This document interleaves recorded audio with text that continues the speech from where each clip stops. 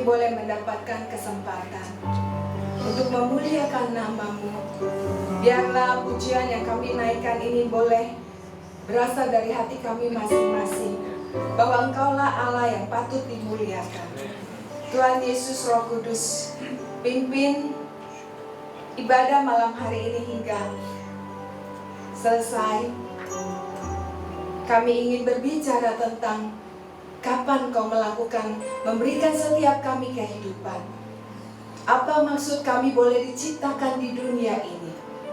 Tuhan, pimpin kami, Roh Kudus, urapi hamba-Mu. Berbicaralah pada setiap kami. Kami percaya firman-Mu ajaib, firman-Mu hidup, dan firman-Mu itu adalah Engkau sendiri. Kami ingin Tuhan, ketika firman Tuhan diwartakan, kami berjumpa dengan Engkau. Kami boleh dimerdekakan, kami boleh dibebaskan, kami boleh dipulihkan. Mari Roh Kudus, hamba menyerahkan semuanya ini hanya kepada Engkau. Hanya Engkau yang patut dimuliakan. Kami siap mendengarkan sabda-Mu. Di dalam nama Yesus, kami sudah berdoa dan mengucap syukur. Mari semua katakan, amin. Silakan duduk. Shalom. Selamat malam Ibu Bapak yang kasih Tuhan. Saya sangat bersyukur malam hari ini. Ini merupakan anugerah bagi saya. Saya kembali diberikan kesempatan oleh Tuhan untuk saya boleh melayani Dia, untuk saya boleh men-sharingkan betapa Tuhan itu hidup, betapa Tuhan itu ajaib. Ada yang belum kenal? Belum kenal saya? Belum kenal ya? Oke, saya mau memperkenalkan diri saya ya. Nama saya Gloria Atmaja. Saya ini bukan orang Bandung, saya orang Jakarta. Saya boleh di WA oleh Ibu Sally untuk saya boleh melayani di tempat ini. Sebenarnya ini undangan sangat mendadak. Tapi ya itulah, kalau Tuhan mau ya, semua dipersiapkan. Amin. Dan malam hari ini saya ingin men-sharekan tentang bahaya aborsi dan dampaknya. Siapa di sini yang belum menikah? Coba angkat tangan. Yang belum menikah, tinggi-tinggi angkat tangan. Oh ya, oke. Kelihatannya lebih banyak yang sudah menikah ya. Dan gak apa-apa, ini bahaya aborsi dan dampaknya semua kita perlu tahu. Yang remaja, pemuda, dewasa, ya. Bahkan mungkin orang yang sudah berusia lanjut mungkin juga harus mengetahui. Kenapa? Karena mungkin masa lalunya pernah melakukan pengguguran tanpa disadarinya, ya. Nah, saudara, kita mulai. Visi dan misi tentang kegerakan saya ini adalah stop killing, menghentikan pembunuhan terhadap bayi-bayi yang tidak dikehendakinya. Ya, nama kegerakan ini adalah Defender of Life, pembela kehidupan. Yang pertama stop killing, yang kedua adalah pro-life movement, pro-life Defender of Life movement. Kami bergerak, kami berusaha masuk ke berbagai macam lapisan ya, terutama ke sekolah-sekolah. Saya tidak lihat ada jam sini. Nanti bisa bablas ya nih Pak? Nanti bisa pulang jam 12 lagi. Ada ya? Oh iya. Oke, ya. Kami bergerak, kami berbicara hal ini kepada sebanyak mungkin. Ke sekolah-sekolah, ke universitas, terutama ke gereja, ke persekutuan doa ya. Lalu kemudian yang terakhir adalah visi dan misi adalah Save the Soul. Save the Soul, saya bukan hanya memberikan penyuluhan ini saja, tapi kami juga menyelamatkan bayi-bayi yang tidak dikehendaki kelahirannya. Lalu kami juga menyelamatkan ibunya. Bukan hanya menyelamatkan secara fisik, tapi kejiwaan juga kami selamatkan. Dan keselamatan ini yaitu kami lakukan dengan apa? Kami membuka rumah kami yang namanya Rumah Tumbuh Harapan, yang disingkat dengan RUT, adanya di Jalan Dander 2 nomor 12A. Jadi selama saya sudah seminggu di Bandung ini, jadi berakhir lagi hari Minggu. Sudah seminggu, jadi sudah 2 kali saya mengunjungi anak-anak saya, adik-adik saya yang hamil di luar nikah ya. Betapa mereka sepertinya tidak bisa di depan, ada masa depan. Mereka melihat apa yang mereka lakukan yang lalu itu adalah satu kehancuran. Ini adalah tugas saya untuk memotivasi mereka. Dan bayi-bayi ini kami urus ya, sampai mereka besar jika mamanya tidak mau bawa pulang mereka. Tapi ketika mereka menyerahkan anak-anak ini kepada kami akan carikan orang tua adopsi kepada mereka. Oke, kita lanjut. Klik. Terus, kapan kehidupan itu dimulai? Kenapa saya bicara tentang aborsi harus dimulai dengan kapan kehidupan dimulai?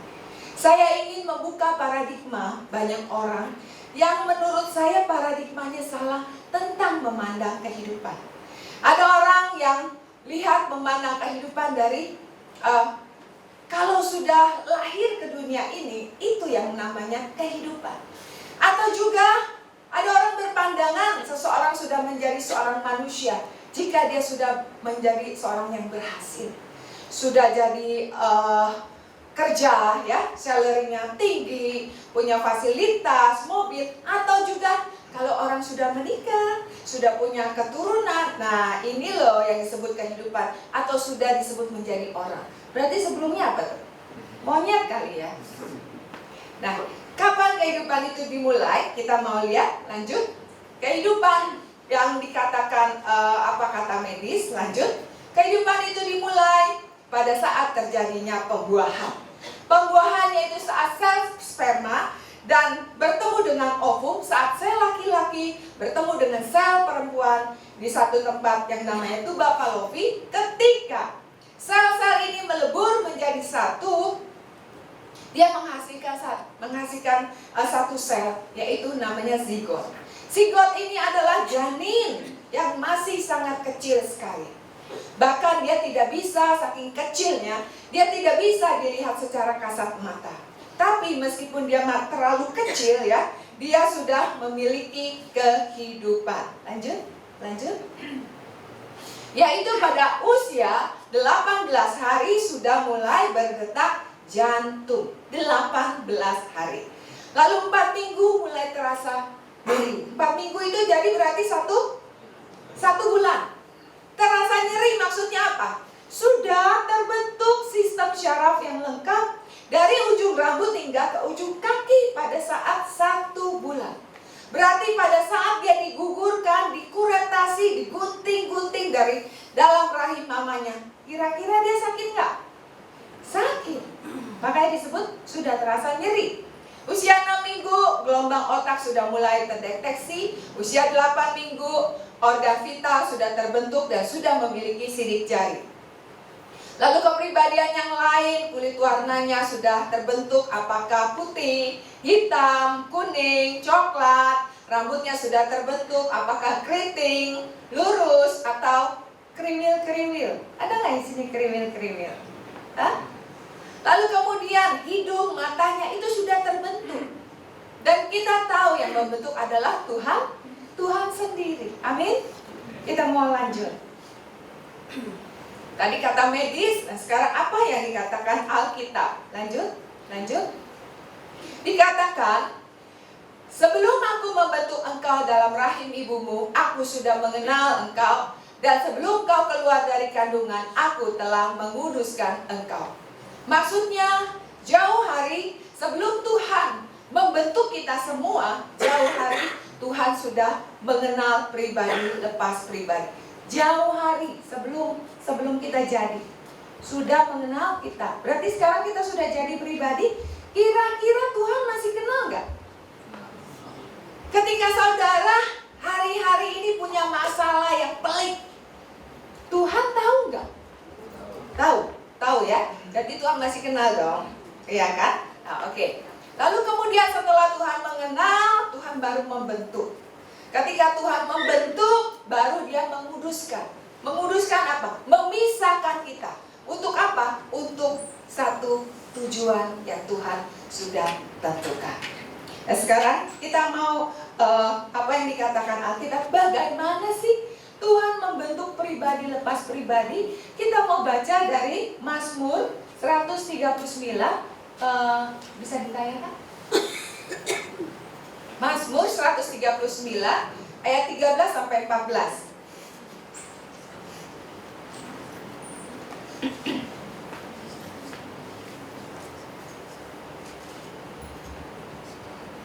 Ini ya. Kita mau baca dua ayat ini. 1, 2, 3. Sebab engkaulah yang membentuk buah pinggangku, menenun aku dalam kandungan ibuku. Aku bersyukur kepadamu oleh karena kejadianku dahsyat dan ajaib. Ajaib apa yang kau buat dan jiwaku benar-benar menyadarinya. Balik ke ayat 13. 13. Dikatakan firman Tuhan, sebab engkaulah yang membentuk buah pinggangku, menenun aku dalam kandungan ibuku. Bagaimana Tuhan membentuk pribadi lepas pribadi? Dikatakan pemazmur, yaitu dia dengan cara menenun. Menenun aku dalam kandungan ibuku. Saudara, apa sih maksud firman Tuhan ini? Kalau kita melakukan pertenunan, berarti memintal dari satu benang ke benang yang lain dipintal hingga menghasilkan sebuah kain, ya. Lalu kemudian maksudnya apa? Ketika seseorang melakukan pemintalan atau pertenunan ini, itu bisa nggak sambil dia nenun, dia melakukan pekerjaan lain? Misalnya BBM, gitu. Ya, bisa nggak? Nggak bisa, ya. Artinya ketika Tuhan membentuk kita dengan menenun, saudara menenun, kebayang nggak menenun tuh? Jadi dari satu benang ke benang yang lain ditenun. Wah, ruwet ya. Artinya ketika kita melakukan pertenunan itu ya, kita harus fokus, nggak bisa ke sini, nggak bisa ke sini, nggak bisa fokus. Kalau kita nggak fokus ya, nanti hasilnya nggak maksimal, jelek. Artinya ketika Tuhan membentuk pribadi kita, dia itu fokus terhadap pribadi yang dibuat ditenun. Amin. Misalnya Ibu Sally, ya, aku akan menenun Sally. Seperti apa? Matanya seperti apa? Hidungnya, ketinggiannya, rambutnya, pantasnya dibikin lurus, keriting apa kriwil-kriwil, kulitnya, pantasnya seperti apa? Tuhan yang membentuk. Saudara, betapa Tuhan kita itu ajaib. Bayangkan ya, kalau seorang arsitek bangunan, dia kan membuat bangunan kan. Kita mau bikin apa suruh dia? Bikin masjid. Berarti atasnya harus ada kubah. Iya kan? Kubah namanya ya Pak? Kubah, ya kan? Lalu bikin apa? Hospital. Harus ada ruang lab. Harus ada ruang untuk operasi dan lain-lain. Misalnya ada bikin sekolah, harus ada bikin hall yang besar. Harus ada bikin lapangan olahraga. Itu ahli bangunan. Dia lebih tahu. Oh, bangunnya ini mesti gini. Sekarang kita punya Tuhan. Dia adalah seorang arsitek manusia. Kalau seorang arsitek dunia, arsitek bangunan, dia tahu, ya. Apalagi kita punya seorang arsitek yang sangat canggih. Jadi dia pasti tahu kita pantasnya seperti apa. Apakah kita pantasnya matanya belok? Apakah matanya segaris? Apakah kita pantasnya hidung mancung, setengah mancung, atau seperempat mancung? Apakah kita pantasnya tinggi atau pendek? Apakah kita pantasnya kulitnya putih atau coklat atau gelap? Tuhan yang lebih tahu pantasnya seperti apa. Jadi kalau ada di antara saudara yang mungkin matanya cuma segaris, jangan minder. Lihat orang Jepang, matanya segaris, cantik-cantik, ya kan? Lalu kemudian kalau adanya hidungnya kurang mancung, itu bukan artinya hidung pesek, saudara. Hidung bangir. Jadi yang terutama cewek-cewek nih ya, kalau kita mau cantik, bukan dari depannya, saudara. Depannya ini kan Tuhan yang sudah buat kan, udah tahu pasnya lu di apa nih. Dari sini. Kalau dari sininya belum bisa menerima keadaan, mau menjadi seperti orang lain, kan keki kan. Lalu kemudian punya kemarahan sama mama, sama papa, marahlah pada hidup ini. Yang keluar kan bukan di mata kaki kan, yang nampak di mana?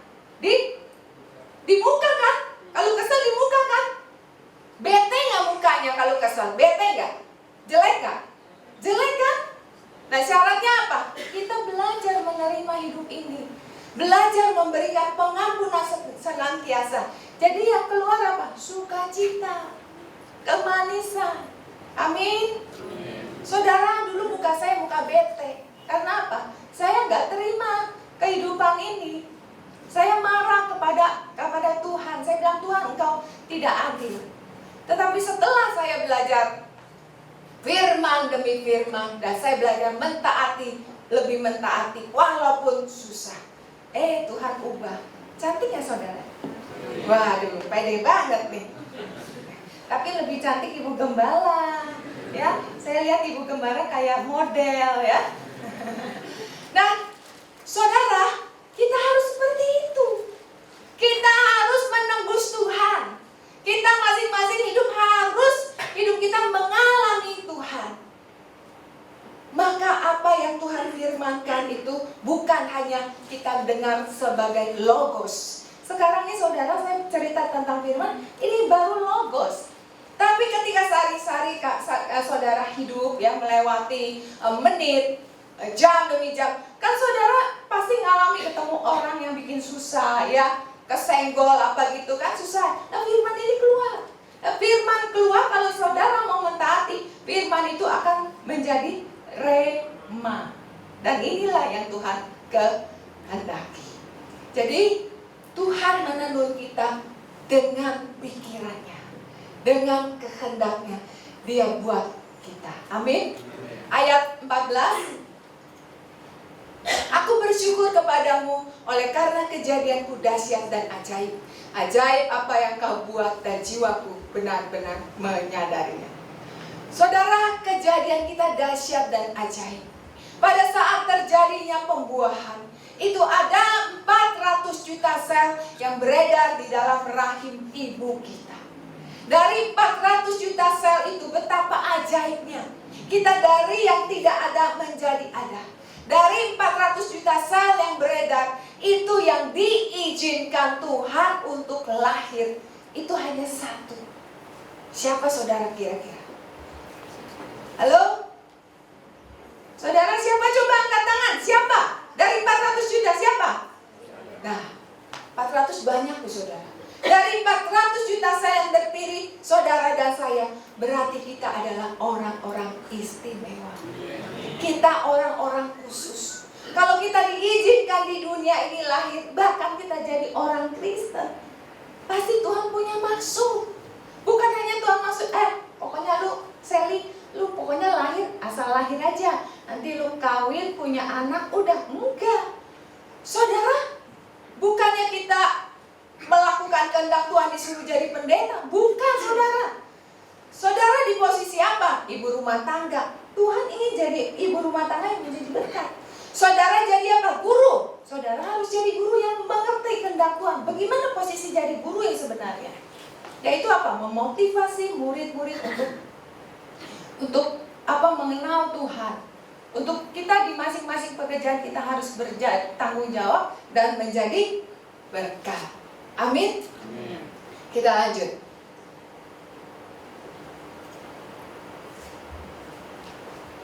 Lanjut, yang tadi. Lanjut, ya lanjut.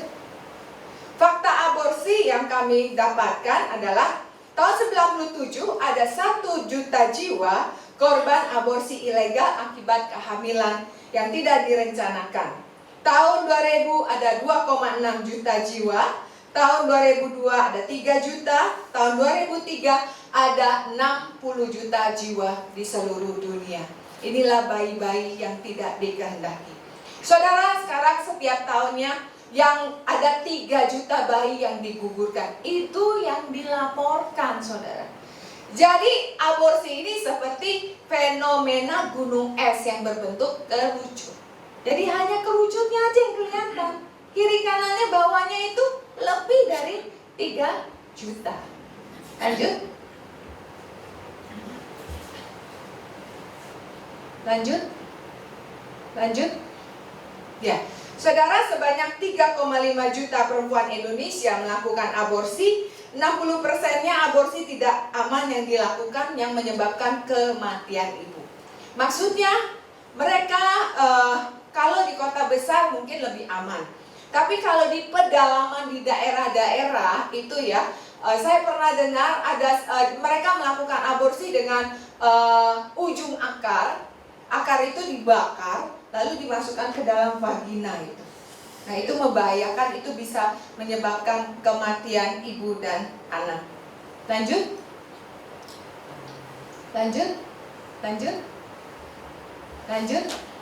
Apa yang dimasukkan aborsi? Lanjut. Penghentian kehamilan sebelum janin bisa hidup di luar kandungan ibu dan terjadi pada usia kehamilan kapanpun. Maksudnya, waktu zaman mungkin 20 tahun yang lalu, kita mungkin bisa mendengar, bisa tahu ya, mungkin dulu mama-mama kita, aborsi bisa dilakukan pada usia kehamilan yang masih muda, 1, 2, 3, atau maksimal 4 bulan. Tapi zaman sekarang, aborsi itu bisa dilakukan pada usia yang sudah cukup banyak. 9 bulan bisa lakukan aborsi dengan aman. Lalu kemudian kalau si ibu ini punya satu penyakit, itu bisa dilakukan aborsi dengan aman dengan alat-alat yang canggih. Lanjut. Ini adalah bayi-bayi yang diaborsi. Lanjut. Ya. Saya akan beritahu beberapa teknik aborsi, bukan untuk diikuti, tapi ini menjadi suatu pelajaran penting ya. Nah, ini namanya dilatasi dan kuret. Ada orang-orang yang hamil di luar nikah, ABG, pacaran, akhirnya bablas kelebihan, dia hamil. Lalu kemudian hamil, dia dibuang oleh orang tuanya sangat malu, akhirnya malu dengan perut yang buncit, dia carilah klinik aborsi. Dia pikir orang bilang, gak apa-apa aborsi, itu kan belum jadi manusia, hanya segumpal darah. Akhirnya dia masuklah ke klinik aborsi. Lalu di klinik aborsi itu, yang kami pernah ngetes ke klinik aborsi yang ada di Jakarta, dokternya bilang apa? Jangan takut katanya, nggak apa-apa aborsi, hanya perkara 5 menit seperti cabut kutil. Kalau orang bilang gitu takut nggak? Nggak takut kan? Saudara, makanya dia berani masuk ke kamar aborsi itu. Ternyata apa itu aborsi? Apa itu kuretasi? Kita lihat caranya. Lanjut. Lobang leher rahim diperbesar, nomor 1. Lalu setelah dibesar, masuk alat kuret yang bentuknya seperti pencapit roti yang ujungnya bergerigi. Bayi yang masih sangat kecil ini digunting-gunting, dihancurkan. Seperti kita nyacak daging tuh, daging dicacak ya. Lalu kemudian masuk alat kuret yang lain yang bentuknya seperti sendok yang ujungnya kecil. Tadi bayi yang sudah hancur dikerok, dikerok. Nah, kalau keroknya kedalaman, itu bisa terjadi pendarahan dan si ibu bisa mati seketika. Atau bisa terjadi infeksi, atau di dalam rahim seorang wanita ada satu lapisan yang menempel. Jika lapisan itu ikut terkuret atau ikut terkerok, terangkat, berarti pada kehamilan berikutnya itu indung telur, sel telur itu tidak bisa nempel karena sudah terangkat kan, lolos, artinya dia tidak bisa punya anak, dia mandul. Nah saudara, inilah yang ujung ya, itu bayi yang sudah dikuret, disambung-sambung. Bandingannya adalah koin. Sebesar koin, kita di dalam ibu kita sebesar koin. Itu di dalam gumpalan darah sudah terbentuk organ tubuh yang lengkap. Jadi bukan segumpal darah yang kebanyakan orang pikir. Lanjut. Ini namanya dilatasi dan evakuasi. Usianya kira-kira 23 minggu. Tidak bisa digunting-gunting. Lanjut. Caranya, kalau tadi kan digunting-gunting dihancurkan, caranya digunting per bagian, tangannya, kakinya, yang terakhir tengkorak kepala. Itu sudah berasa sakit ya, karena 4 minggu sudah terbentuk sistem syaraf. Kita lihat tengkorak kepalanya dicapit. Ini kita lihat gambar mati, nanti sebentar kita akan lihat gambar hidupnya ya. Nonton film setan berani. Ini belum diputar udah aduh. Lanjut. Nah, ini dengan peracunan, dengan menyuntik larutan garam pekat. Garam pekat yang dimaksud ini bukan garam dapur, saudara, tapi garam kimia. Garam kimia ini dilarutkan, lalu disuntikkan ke dalam perut si ibu, ya, si wanita. Bayi ini menyedot larutan garam itu dan 1 jam terbakar hangus. Ini hangus. Saudara, kalau kita punya jempol, di sini ada lilin, kita gini-giniin, wah sakit setengah mati ya. Apalagi ini seluruh badan hangus. Dalam 24 jam berikutnya si anak merasakan sakit dan melahirkan bayi yang sudah tidak ada nyawanya lagi. Lanjut. Ini dengan operasi bedah sesar. Bedah sesar ini bayinya sudah terlampau besar, 7-9 bulan. Jadi harus dikeluarkan sesar. Saudara, kalau saudara tahu sesar, itu kan dibedah. Ketika dibedah, dikeluarkan bayinya. Menurut saudara bayinya ini masih hidup apa sudah mati? Hidup. Tapi karena bayi ini tidak dikehendaki, jadi sama dokter ya dibanting, dibuang ke tempat sampah. Kalau masih lihat bayinya ada nafas, ngap-ngapan, diambil pisau langsung ditusuk. Dan saudara, saya bukan hanya ngomong, tapi seorang mahasiswa yang melihat itu. Dia mau jadi mahasiswa kedokteran, dia harus masuk kelas itu. Lanjut. Ini sudah hancur ya, sudah menjadi sampah. Lanjut. Nah, ini ada party birth abortion, ini adanya di luar Indonesia, adanya di Amerika. Ini aborsi sebagian. Di Amerika ada sistem undang-undang yang mengatakan jika bayi yang keluar kepalanya dulu itu sudah dianggap menjadi seorang manusia dan dilindungi oleh undang-undang. Oleh dokter yang tidak bertanggung jawab yang melakukan aborsi, supaya mereka tidak tertangkap melalui undang-undang yang dibuat, maka ketika bayi mau lahir diputar dulu bayinya. Dipijit, diputar supaya kakinya keluar. Ketika kakinya keluar, ditarik sampai tengkuk kepala, ditusuk dengan gunting, dilobangi, lalu dimasukkan selang. Lalu selang ini dihubungkan dengan alat vakum. Alat vakum ini kekuatannya 10 kali alat vakum yang kita buat nyedot abu. Otak dan sumsumnya saat itu disedot. Bayi kejang-kejang dan mati seketika. Lanjut.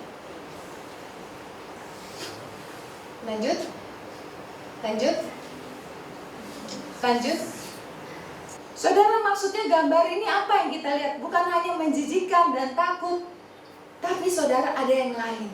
Saudara, kalau saya boleh artikan, boleh gambarkan, sebenarnya kita ini sedang lomba lari.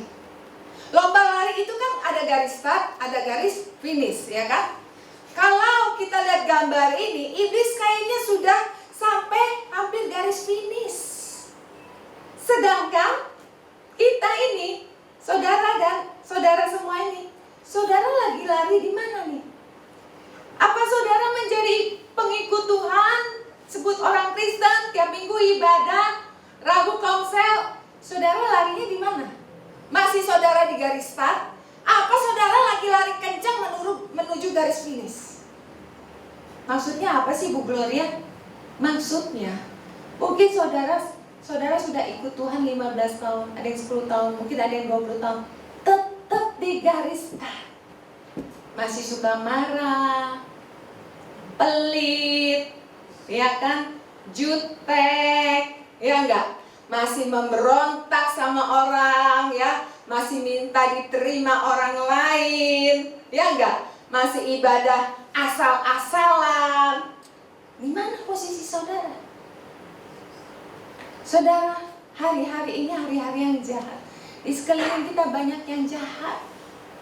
Saya menganggap ada seseorang itu menurut saya orang yang baik sekali, nomor 1 sekali.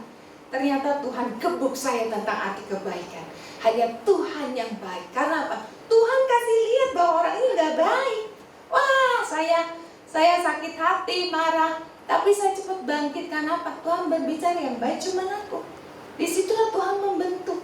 Jadi saudara, ketika ada masalah atau penderitaan datang kepada saudara, kepada kita semua, jangan katakan Tuhan itu tidak baik. Justru masalah itu sedang membentuk kita untuk mengenal Dia. Karena tanpa masalah, kita tidak akan menjadi orang Kristen yang kuat. Tuhan berkati aku, Tuhan berkati aku. Udah gak gitu-gitu lagi dah. Itu Kristen baby. Saudara, sekarang kita harus menjadi Kristen yang kuat. Banyak Kristen yang meleset, saudara. Saudara, kita belajar menjadi model hidup kita itu adalah Tuhan Yesus. Bukannya Dia raja, kita adalah keturunannya ajak raja. Kita juga hebat. Saudara, kita sudah melakukan kebenaran seberapa? Kita belajar, kalau Dia menderita, kita juga belajar dengan penderitaan kita, saudara. Jangan main tumpang tangan ini, tumpang tangan itu. Ini ada mobil orang, aku tumpang tangan. Ini jadi milikku. Loh, nggak begitu Kristen. Kalau kita mau memiliki sesuatu, ya mau miliki, misalnya memiliki sepeda motor, ya kerja keras lah. Di kantor tanggung jawab lah, jujur. Pasti Tuhan berkati. Kalau saudara hari ini diizinkan Tuhan hanya naik Gojek, hanya naik angkot, hanya punya rumah kontrakan, puji Tuhan. Nggak usah dibikin stres. Kalau kita jujur, kita taat sama Tuhan, ada waktunya Tuhan kita akan dapatkan. Setuju nggak? Amin. Sekaranglah kita mulai benar-benar taat kepada Tuhan. Amin. Lanjut. Nah, ini adalah otak bayi dalam kalengan. Ada di supermarket. Lanjut. Lanjut.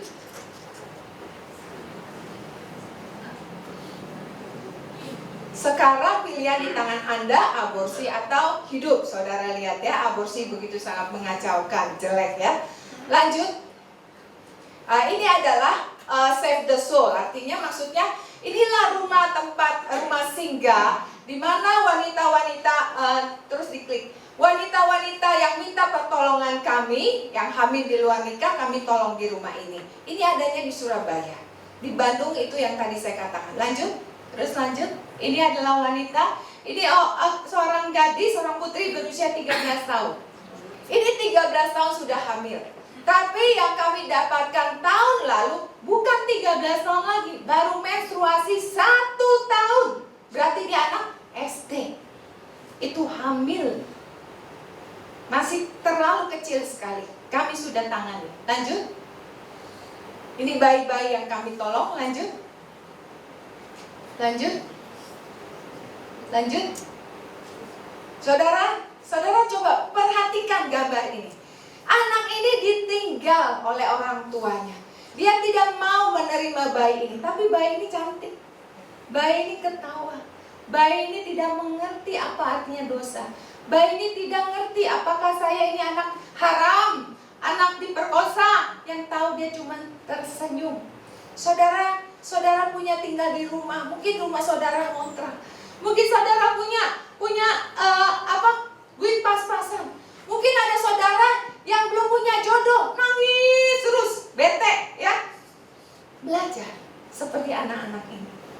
Dia tidak tahu di depannya ada hari atau enggak, tapi dia belajar tersenyum. Amin.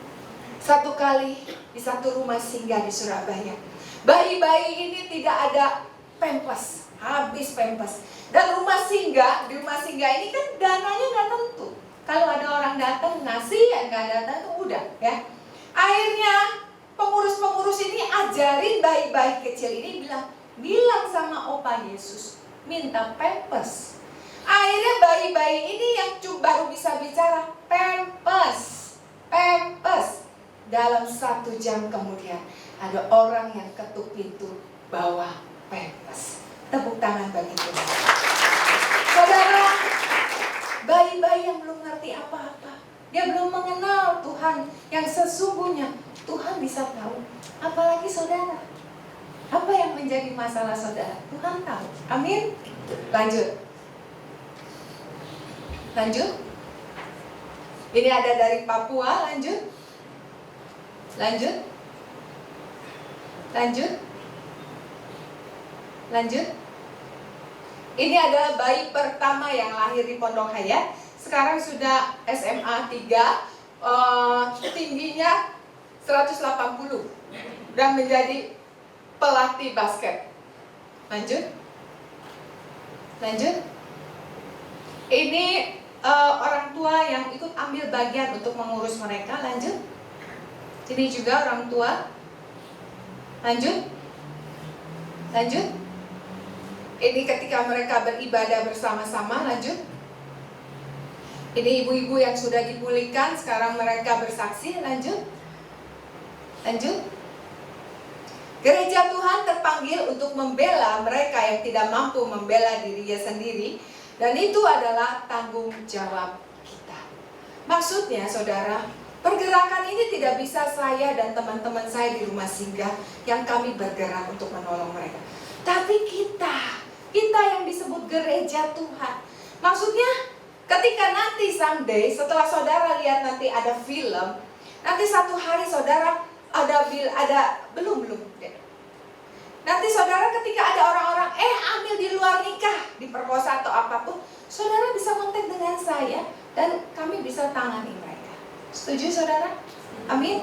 Bebaskan mereka yang diangkut untuk dibunuh, selamatkan orang yang terhuyung-huyung menuju tempat pemancingan. Itu kita harus menolong mereka. Amin. Sebentar kita akan nonton film. Nah, saudara, sebelum film diputar, saya ingin di sini saya lihat ada pemuda, ada remaja ya. Saudara tuh perlu tahu, ibu-ibu juga perlu tahu. Kenapa banyak ada orang-orang yang diperkosa? Itu kenapa? Karena mereka kadang-kadang memakai pakaian yang tidak baik, yang senonoh. Jadi kalian harus mengerti beda laki-laki dan perempuan. Kekurangan atau kelemahan laki-laki itu di mana kalian harus tahu. Saudara, sekarang saya tanya yang perempuan nih, yang laki-laki tutup kuping nih ya. Yang perempuan nih. Mungkin yang sedang pacaran saya yakin kalian tahu. Atau yang sudah menikah, itu lebih pintar ya. Kira-kira menurut kalian nih perempuan-perempuan atau cewek-cewek, yang ibu-ibu juga boleh jawab, kelemahan atau kekurangan laki-laki itu di mana sih? Ya? Saya nanya perempuan, Pak. Halo. Jadi yang perempuan kalau ngadapin laki-laki udah ngerti, oh lu kekurangannya di sini. Jadi gua punya senjata. Nah, ayo.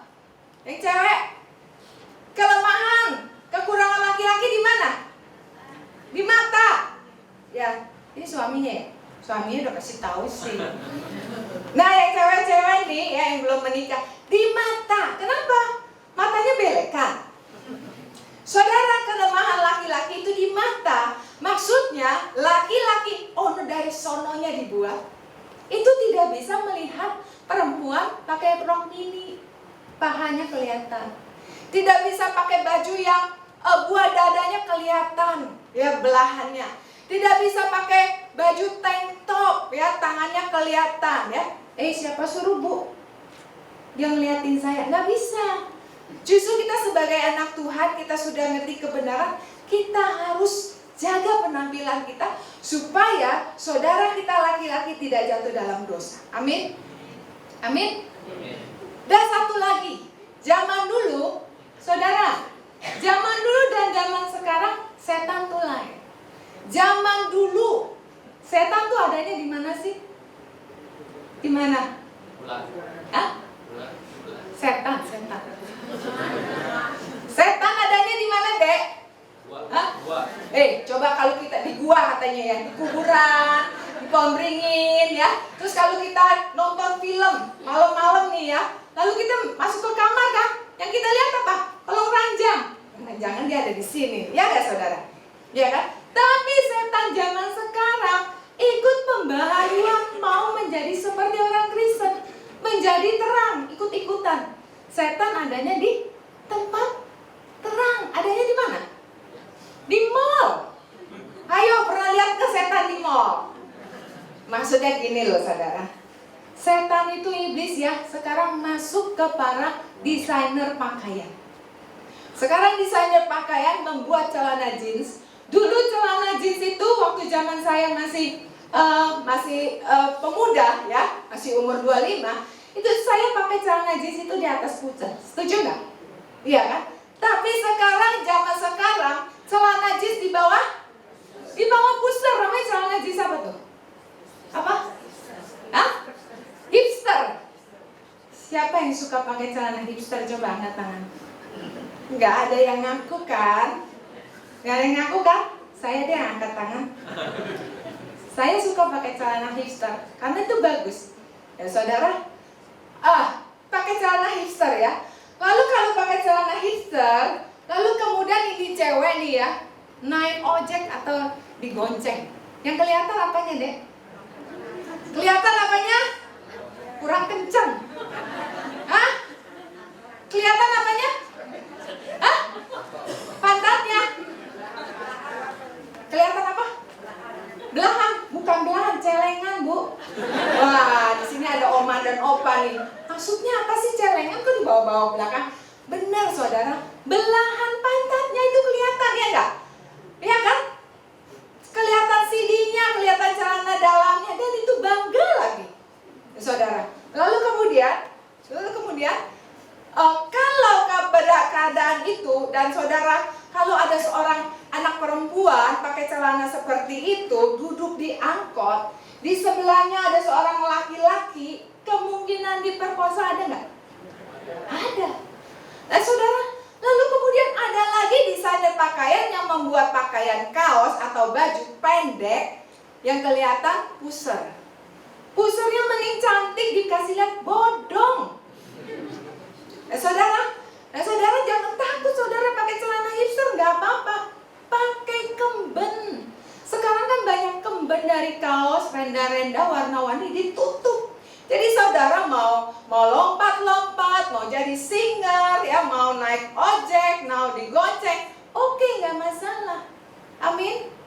Saudara, sekarang banyak anak-anak remaja yang ke mall itu pakai celana pendek, celana hot pants. Kemarin saya ikut seminar tentang seksual, holiness seksual ya. Dokter Andik mengajarkan kami nggak boleh pakai celana seperti itu.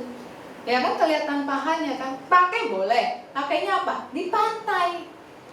Jangan, mari anak-anak kita jangan dikasih pakai seperti itu. Dan bagi yang wanita-wanita yang usianya 25, 27, 30 yang masih jomblo ya, jangan diobral badan kita. Lalu kemudian jangan ketakutan gak punya jodoh. Hati-hati, jangan salah. Yang penting gue punya jodoh. Kalau gak punya jodoh entah dikatain perawan tua. Kita hidup bukan kata orang, kita hidup apa kata Tuhan. Karena sekali kalian salah pilih jodoh, ketika menikah tidak ada kata mundur atau kata bercerai. Seumur hidup susah. Ya saudara, jangan ya. Nah saudara, itu yang laki-laki ya. Nah sekarang yang saya tanya yang laki-laki. Kelemahan atau kekurangan perempuan itu di mana sih? Di telinga. Wah, ini pinter nih Pak. Di telinga ya. Telinga perempuan itu tipis saudara. Maksudnya tipis apa? Itu dia gampang dirayu, gampang digombalin. Iya nggak perempuan? Ya? Aduh, ntar saya di luar diomelin ya saudara. Tapi memang inilah kenyataannya kita sebagai perempuan seperti itu. Ada satu hari nih ya, ini satu ceritanya. Ada yang namanya Johnny dan Betty. Ada di sini nama Johnny Betty? Gak ada ya? Hah? Saudara, satu kali si Betty nih, lagi SMA nih ya. Lagi jalan, si Johnny lihat.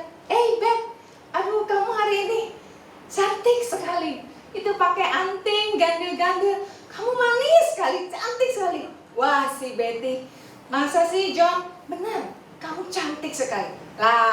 Lalu dia mestinya ke perpustakaan, dia mengkol bukan ke perpustakaan. Kemana saudara? Kemana? Ke WC, ke toilet. Ngapain saudara? Cari kaca.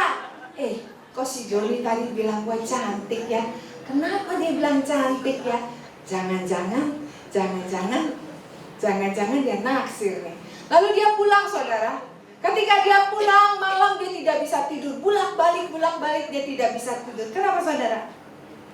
Kenapa, saudara? Kenapa? Hah? Dia mikirin? Bukan. Banyak nyamuk, dia nggak tidur. Saudara benar. Dia mikirin apa yang kata si Joni. Wah, jangan-jangan si Joni suka sama saya. Iya kan? Jadi perempuan tuh pakai perasaannya. Perasaannya dikembangkan. Padahal laki-laki itu cuma ngomong aja. Di perempuan hati-hati nih, kayak BBM ya, atau WA. Kita ngobrol dengan laki-laki, kadang-kadang, wah, tidurnya udah malam nih. Lalu dikasih apa? Gambar kiss.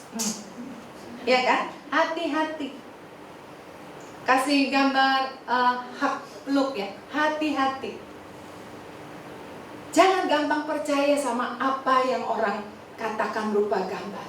Kadang-kadang gambar-gambar itu membuat image kita, oh dia sayang sama kita. Banyak yang jatuh, saudara. Saudara kapan-kapan boleh datang ke rumah singgah, lihat, aduh kesian sekali mereka. Kemarin ketika saya melayani mereka, setelah saya sharing, saya peluk mereka, saya doakan, wah nangis. Nangis, kenapa? Itu bukan orang di luar sana, orang gereja, orang Kristen. Anak Tuhan bisa jatuh sama pengerja. Kenapa? Karena dia sering curhat, dia sering cerita. Dan laki-laki ini menanggapi. Dan ketika ditanggapi, inilah yang aku cari. Karena apa? Karena di rumah dia tidak mendapatkan kasih sayang papa mama. Keluarga broken home. Lalu kemudian si laki-laki ini juga keluarga yang broken home. Inilah calonku yang aku cari. Pasti dia bisa membuat aku bahagia. Dua-dua berharap kamu bisa kasih aku bahagia, kamu juga bisa kasih aku bahagia. Bukan kebahagiaan itu diminta dari Kristus, tapi manusia berharap kepada manusia. Akhirnya mereka saling berdekatan, jatuh dalam dosa, hamil, dan si lelaki tidak bisa tanggung jawab. Yang rugi siapa? Yang rugi perempuan kan? Dan papa mamanya lihat keadaan ini. Papa mamanya tidak mau menikahkan anak itu, tidak minta pertanggungan jawab karena lihat keadaan seperti ini. Lihat pula anak ini, akhirnya dia dibawa, kami lindungi, dan kami sedang konseling. Inilah kenyataannya. Bahkan ada orang yang punya titel kependetaan sama pendeta. Saudara, hari-hari ini adalah yang jahat. Jadi saudara kalau mau sharing, jangan sama laki-laki yang perempuan. Yang laki-laki jangan sama perempuan, jangan. Ya, carilah laki-laki sama laki-laki, perempuan sama perempuan. Amin. Dan saudara, kita memang setiap kita perlu ada perhatian. Saya bersyukur di gereja ini ada komsel-komsel, karena kalau gereja yang sudah terlalu besar tidak bisa termonitor. Saya bisa menjadi seperti ini karena saya ada yang mentorin. Ketika saya jatuh, ketika saya dalam keadaan down, ada kakak mentor saya yang memotivasi saya untuk terus begini, terus begitu. Hingga saya menjadi seorang yang kuat. Amin. Saudara mungkin seperti saudara cewek-cewek, mungkin ada orang-orang yang memuji kalian gitu. Mungkin benar dia suka, tapi jangan langsung jalan. Tapi kita harus doakan, apakah Tuhan ini jodoh saya. Doakan sungguh-sungguh, sharing, dan terus sama-sama melayani. Jangan langsung jadian. Kita perlu. Lalu kemudian kalau ada orang-orang yang sedang pacaran, biasa pacaran apa sih yang ngomongin? Hidung kamu, aku suka sama kamu, hidung kamu. Aduh, bagus kan. Giliran nenek-nenek hidungnya jelek gak? Udah nenek-nenek hidungnya gimana? Saya suka gigi kamu ya. Nah, udah nenek-nenek giginya gimana? Copot semua, masih suka gak? Saudara ketika lagi pacaran gak usah ngomong seperti itu. Tadi firman Tuhan ngomong begini-begini, menurut kamu gimana? Kalau nanti ya, kalau kita menikah, sampai di pernikahan kita, di antara kita tidak bisa punya keturunan, gimana respon kamu? Berani gak saudara? Kalau di situ kan bisa perang kan, bisa beda pendapat, akhirnya ribut kan. Nah kalau ribut kita ketahuan pasangan kita itu seperti apa. Emosian kah? Atau gimana kah? Lupa bawa dompet. Kamu dulu ya talangin ya. Minggu depan begitu lagi. Minggu depan ketahuan apa? Pelit. Nah, ya, oke, yang pacaran inget nih, belajar cek and recheck pacarnya ya. Nggak usah ngomongin fisiknya lagi. Setuju? Amin? Nah saudara, ada satu hal lagi. Sebenarnya kapan sih seks itu boleh dipakai, digunakan? Satu hari saudara, ada yang namanya seorang anak ya. Saya pakai namanya Joni. Mamanya tahu Joni besok ulang tahun. Akhirnya mamanya memberikan sebuah hadiah di dalam kotak. Besok Joni ulang tahun, saya mau kasih hadiah. Lalu diumpetin. Si Joni tahu, mama tadi beli apa ya? Kayak beli sesuatu nih. Akhirnya mamanya nggak ada, dia mengendap-endap, dia buka kotak itu. Oh, baju Batman. Maka bajunya dipakai, lalu dia terbang sana, terbang sini. Batman, Batman, Batman, sampai basah. Setelah dia puas, bajunya dilipat, dimasukin lagi. Lalu kemudian esok hari, mamanya, Joni, happy birthday. Ini ya hadiah dari mama. Si Joni bilang apa? Basi. Karena dia udah lihat, udah menikmati. Begitu juga dengan seks sebelum nikah. Kapan seseorang boleh melakukan seks? Saudara bisa baca dari Kejadian 1 ayat 28. Setelah Allah berfirman dan memberkati, beranak cuculah. Jadi setelah turun berkat, seseorang boleh melakukan hubungan seks. Di luar itu tanggung jawab masing-masing. Amin. Saudara, baru saja kita melihat slide demi slide bayi-bayi yang digugurkan. Lalu kita boleh menonton betapa kejamnya tindakan aborsi ini sampai mengalami penghancuran. Dan saya bersyukur Tuhan melindungi, mencekram saya dari kejadian seperti kita lihat tadi. Saudara, saya boleh lahir seperti sekarang ini, itu karena anugerah. Saya adalah seorang anak batal aborsi. Saya ketika ada di dalam kandungan mama saya kurang lebih 3 bulan, mama saya tidak menginginkan saya untuk lahir ke dunia ini. Dia coba menggugurkan saya dengan berbagai macam cara, dengan minum obat, jamu, dan terakhir pijit, tapi tidak berhasil. Akhirnya ketika saya lahir, saya mengalami kecacatan fisik. Tangan dan kaki saya cacat. Tangan kanan saya kedua jarinya tidak ada kukunya. Tangan kiri saya 3 jarinya tidak ada kukunya. Dan saudara-saudara lihat, yang sesungguhnya yang bagian tengah ini harusnya lebih tinggi, ini lebih pendek. Bukan hanya lebih pendek, tapi ini lembek. Saudara, dulu saya belum jadi orang Kristen. Kami sekeluarga itu bukan Kristen. Dengan jari-jari yang pendek dan kecil-kecil lembek ini, saya putus asa sekali. Waktu itu mama saya menyuruh saya untuk kursus ngetik ya. Saya nggak mau, karena apa? Malu dengan jari-jari cacat ini. Saya takut saya tidak bisa memencet touch mesin tik yang berat itu ya, yang keras itu.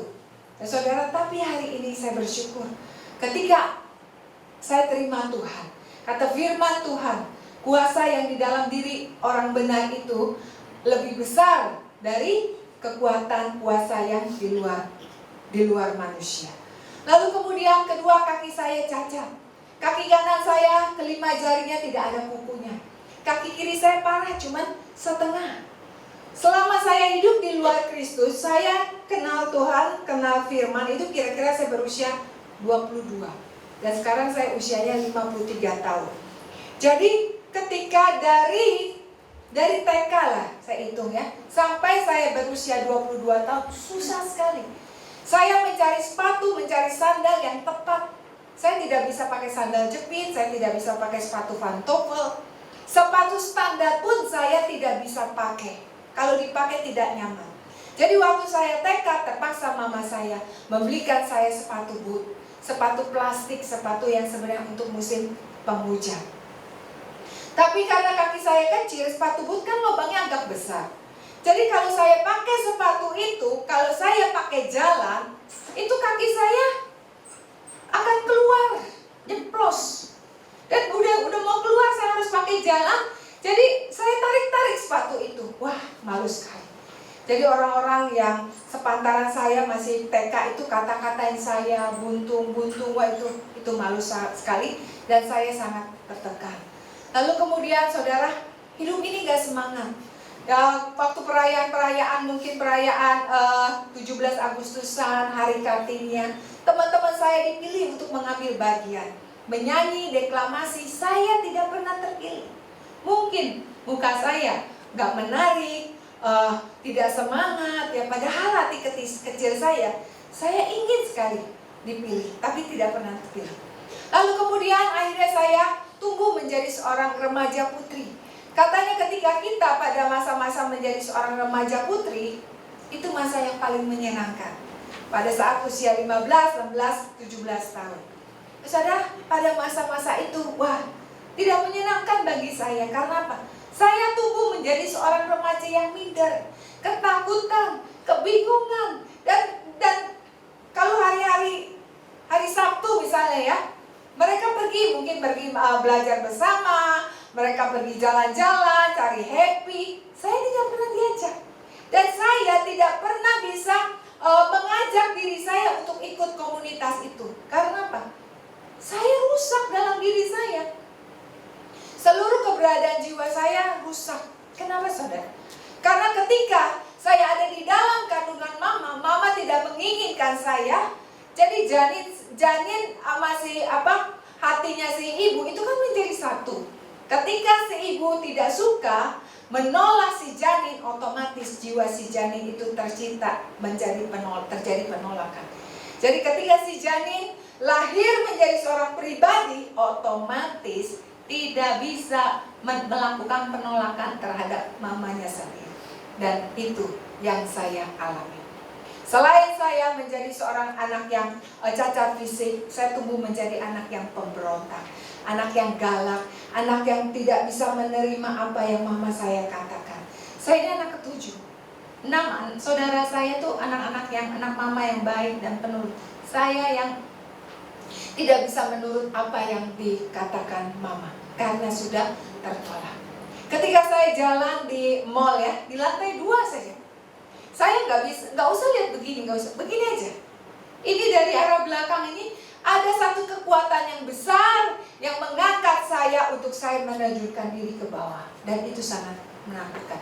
Ada roh kematian. Saudaraku, akhirnya singkat cerita, saya akhirnya bisa menyelesaikan SMA saya, lalu saya kuliah, lalu kemudian saya memberanikan diri untuk terjun ke masyarakat. Saya cari pekerjaan dan saya mendapatkan pekerjaan di suatu kantor. Tapi yang namanya rusak dari dalam, ketika ada di kantor untuk ketemu dengan orang asing tidak punya keberanian, kebingungan. Jadi hanya kerja 5-6 bulan saya akhirnya berhenti. Ketika saya berhenti berarti saya tidak punya salary. Saya tidak punya salary, saya tidak punya komunitas. Lalu yang terakhir apa? Gimana punya pacar? Gak punya komunitas. Disinilah saya mulai depresi berat. Saya cuma bisa nangis tiap malam. Saya pikir di depan saya tidak ada masa depan. Saya hanya tinggal di rumah mengerjakan pekerjaan rumah setiap hari. Tiap malam saya menangis dan saya marah kepada Tuhan tanpa saya tahu siapa itu Tuhan. Saya bilang, Tuhan, Engkau adalah Tuhan yang tidak adil. Engkau membedakan kelahiran saya dengan kakak saya, dengan kebanyakan teman-teman saya. Saya marah kepada Tuhan. Rasanya saya tidak bisa lakukan apa-apa. Kalau ada orang lihat sudah besar, kalau ada orang lihat tangan saya cacat, mereka kabur. Mereka cepat-cepat lari. Mereka pikir saya sakit kusta. Betapa saya sangat sakit hati. Tapi ternyata Tuhan itu Tuhan yang hidup. Walaupun malam hari itu yang rasanya hidup saya buntu, saya tidak mengenal siapa Tuhan, tapi Tuhan mau datang kepada saya. Satu hari saya boleh datang ke persekutuan doa. Disitulah saya mengenal nama Kristus. Dan saya membuka hati saya, mengundang Tuhan Yesus untuk tinggal di dalam diri saya. Sejak itu kebenaran demi kebenaran membukakan mata rohani saya, sampai saya mengerti saya adalah anak yang dikuburkan. Ketika saya tahu setelah saya jadi Kristen, ini adalah ulah mama saya. Dulu masih kecil saya tidak tahu.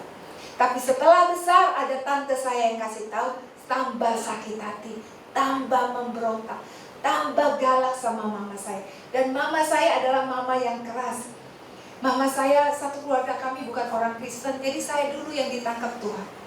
Akhirnya saya membaca satu firman Tuhan, yaitu saya harus melepaskan pengampunan terhadap apa yang mama saya lakukan. Saudara, mungkin saudara lihat, saya sudah cantik seperti ini. Saya bisa datang jauh-jauh dari Bandung. Saudara lihat, pembicara hari ini pembicara stil nggak? Pakai baju dress, bawahnya sepatu boot. Nggak ada kan yang kayak saya? Saudara, saya karena kaki saya cacat, maka saya pakai sepatu boot. Maunya mah saya pakai pantofel karena nggak bisa. Tapi Tuhan bikin keunikan tersendiri terhadap saya, terhadap kita semua.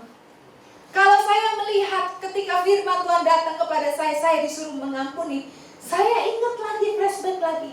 Betapa jalan saya susah, dikatain orang, dimusuhin, tidak punya komunitas. Orang bisa pergi pesta 17 tahun, pesta dengan dansa, makan-makan. Saya nggak pernah nikmati karena malu. Ketika remaja saya bukan pakai sepatu boot, pakai sepatu bola anak laki-laki yang besar, berat. Tapi saya pakai, kenapa? Gak ada pilihan. Saudara tahu jalan gimana? Tarik, angkat. Waduh, malu sekali. Orang bilang, lu kaki lu sakit ya? Cacat pasti. Malu sekali. Sekarang firman Tuhan saya suruh mengampuni, betapa sulit.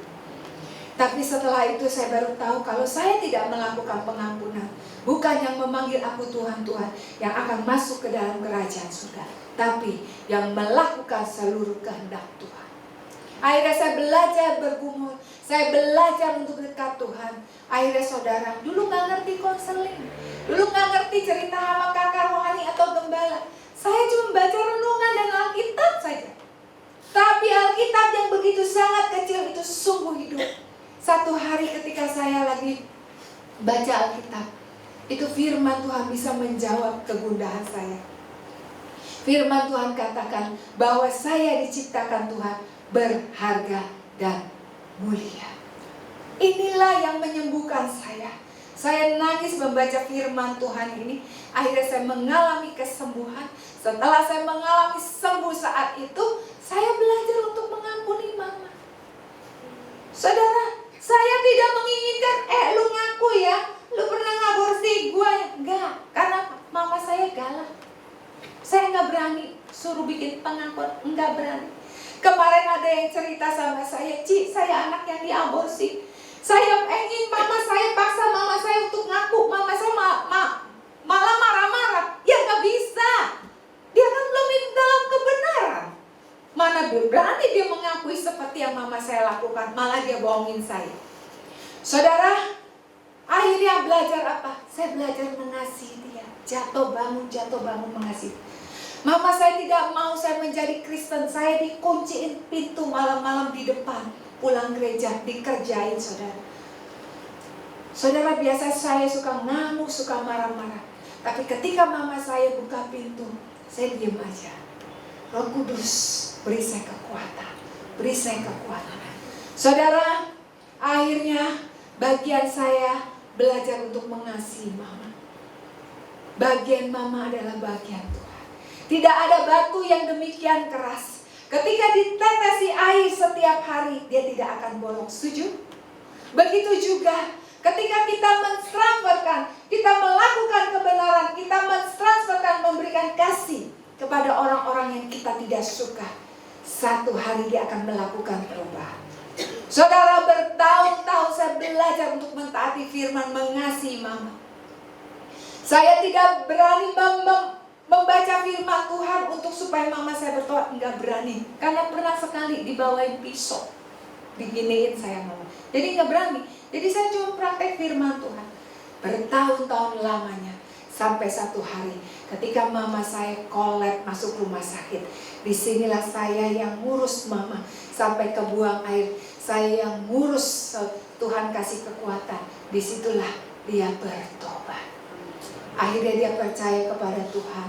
Yang harusnya dia dioperasi terjadi mujizat, tidak dioperasi. Disinilah kami mengalami pemulihan. Saya bisa memeluk dia. Kita akhirnya setelah sembuh, akhirnya saya bisa ajak mama traveling sama-sama beberapa kali. Berapa tahun kemudian dia akhirnya dipanggil Tuhan Yesus. Saudara, setelah kami mengalami pemulihan, yang tadinya saya rasa tidak bisa apa-apa, rasanya saya tidak kerja di kantor, saya tidak punya rupiah, akhirnya Tuhan berkati saya bisa bikin kue kering tanpa kursus. Saya cuma lihat seseorang bikin kue kering, saya bikin, saya jual, saya proses, saya jual, dan saya jual, antara lain saya jual di Soko. Dengan hasil itu saya bisa hidup diberkati, saya bisa pergi keliling Indonesia, dari daerah ke daerah, saya pergi ke pedalaman. Saudara, Tuhan bentuk saya. Jiwa yang rusak itu tidak bisa didoakan. Bin salabin dalam nama Yesus, kamu gak bisa. Jiwa yang rusak itu pikiran yang rusak, cara berpikir yang rusak. Itu harus apa? Harus dibentuk. Dengan apa? Dengan masalah. Dengan komunitas sekeliling kita. Lu jelek, lu jerawatan, hidung lu pesek, gimana? Saudara katanya orang Kristen, kalau seperti itu gimana? Coba, mau marah atau oh iya, gak apa-apa, tapi aku berharga kok, kata Tuhan. Bisa bilang gitu? Kalau saudara masih marah, minta terus diproses. Di dalam diri kita ada dua manusia, manusia lahiriah dan manusia batiniah. Manusia lahiriah ini makin merosot, mati akhirnya. Tapi yang diutamakan Tuhan itu manusia batiniah kita.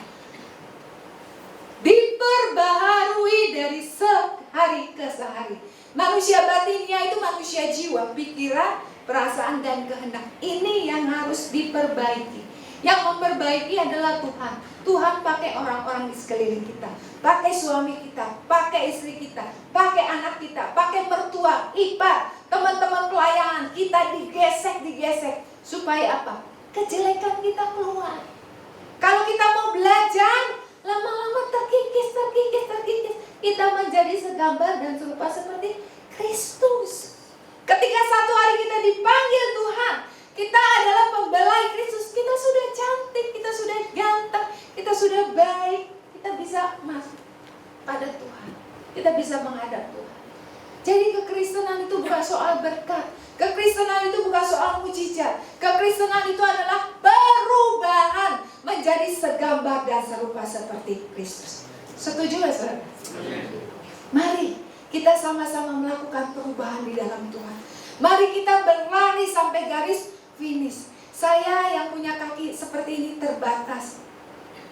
Saya rindu mau pergi ke Sumba, mau ke Waingapu. Karena Waingapu itu terbatas, tidak punya dana. Saya sedang menunggu teleponnya kembali. Saya ingin sampai ke Merauke, saya ingin sampai ke Freeport, saya ingin sampai ke Papua. Dulu saya pernah diundang sampai ke Freeport, tapi kami tidak bisa terbang ke sana. Ada badai.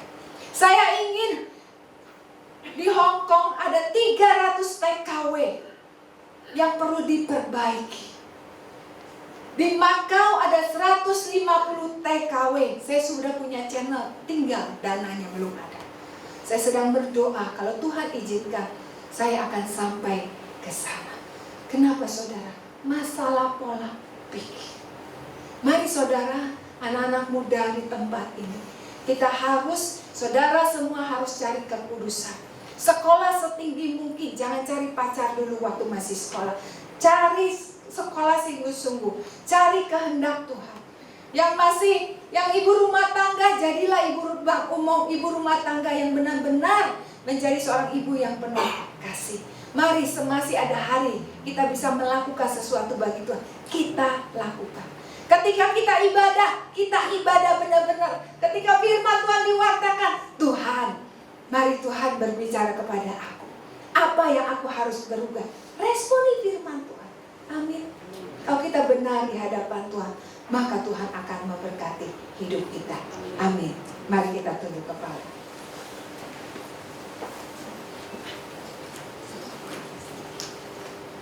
Saudara, kita mau nyanyikan